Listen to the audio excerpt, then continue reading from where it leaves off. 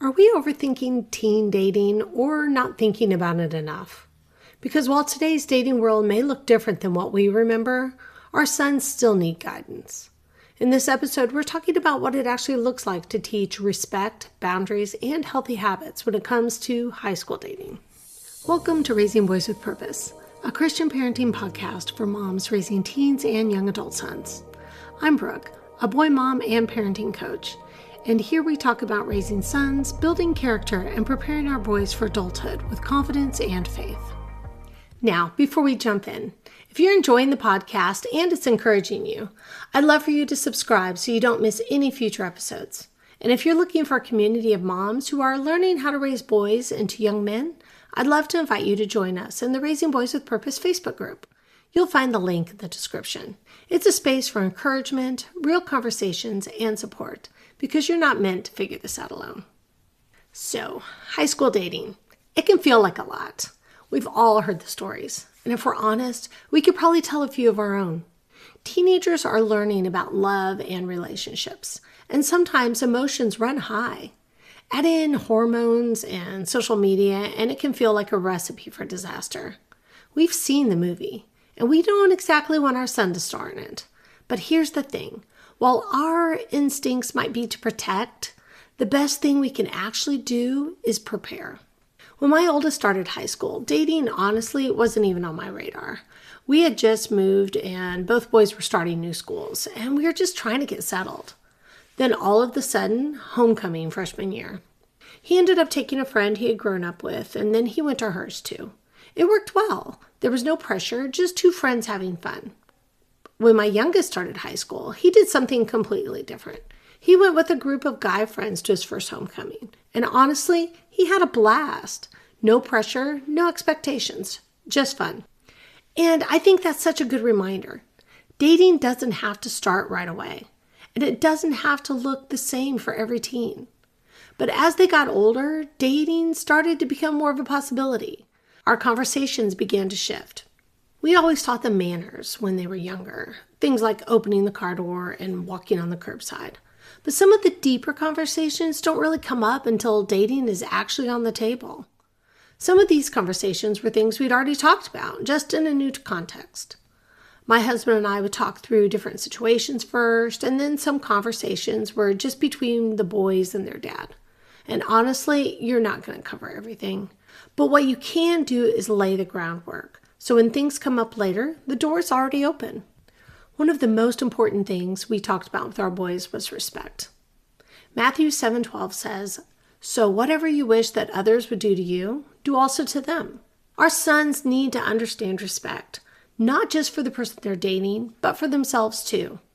And sometimes that starts with a simple question. What do you think respect actually looks like? Because if they can define it, they're more likely to live it out. One way our boys show respect for themselves is by being wise about who they choose to date. 2 Corinthians 6:14-15 reminds us not to be unequally yoked. As believers, this is something we want to teach early, so it's not new information when dating becomes a reality. But even beyond that, we want them to really see the person they're considering. This isn't a popularity contest. Does he actually enjoy being around her? Does she treat people well? Her friends, her family, her classmates? Because how she treats others is how she'll eventually treat him. And the same goes for him. We want our sons to be with someone who enjoys being with them, respects them, and reflects their values. Another area we talked about is communication. And let's be honest, this can be hard for teenagers.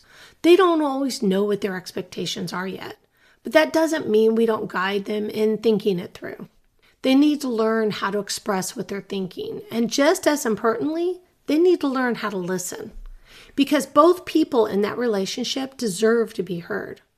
Respect also means understanding and honoring boundaries. Yes, this can be physical, but it's also about time, priorities, and independence.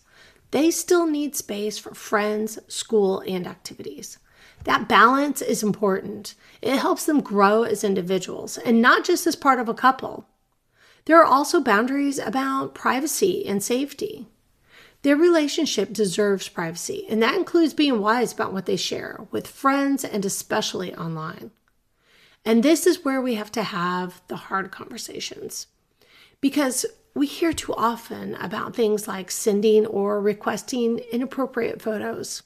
This may be a conversation their dad leads, but if that's not an option, we need to step in and talk about it in a clear, matter-of-fact way. This is too important to avoid. Another conversation that isn't always easy, but is necessary, is how to recognize when a relationship has run its course. Maybe the feelings have changed. Maybe it's become unhealthy. We want to encourage our sons to step back and evaluate. And if it's time to end it, we guide them to do it with kindness, respect, and honesty. And if they're the ones being broken up with, that's hard. We acknowledge the hurt, but we also help them not to stay stuck in it. Because heartbreak, while painful, is also part of learning and growing. And then this last one is for us moms. Just like we get to know our son's friends, we should get to know the girl he's dating. You may have heard the idea that you shouldn't invest in getting to know her unless they're engaged. I don't agree with that. Who our sons spend time with matters. Invite her into your home, but no closed doors. Encourage time at her home with the parents present. Get to know her parents. Will it sometimes be short-term? Yes. Will it sometimes last longer? Also yes. And could it hurt when it ends? Absolutely. But if we stay at a distance, we miss the opportunity to guide, to observe, and to speak into their lives when it matters most. Let's be honest, the idea of our son dating can feel a little scary. It's new, there's uncertainty, and of course we don't want him to get hurt. But it's also a real important and even exciting part of growing up.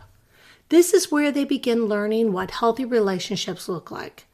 And one day, this is preparing them for something even bigger, a future marriage and family of their own. We're not going to do this perfectly. We'll miss conversations. We'll say the wrong thing sometimes. We'll wish we had handled something differently. But that's not the goal. As our sons grow, our roles shift. We move from controlling to guiding, from managing every detail to helping them think, choose, and grow. And in this season, more than ever, they need us to walk alongside them with wisdom, with grace, and yes, even with a little bit of humor as we figure it out together. If this episode of Raising Boys with Purpose encouraged you, please like this video and subscribe so you don't miss future episodes of this podcast. And if you're raising a teen or young adult son and want encouragement and practical guidance, come join us in the Raising Boys with Purpose Facebook community. The link is below. Thanks for being here today. Now grab your iced coffee, hug your son, and remember, you're raising him with purpose.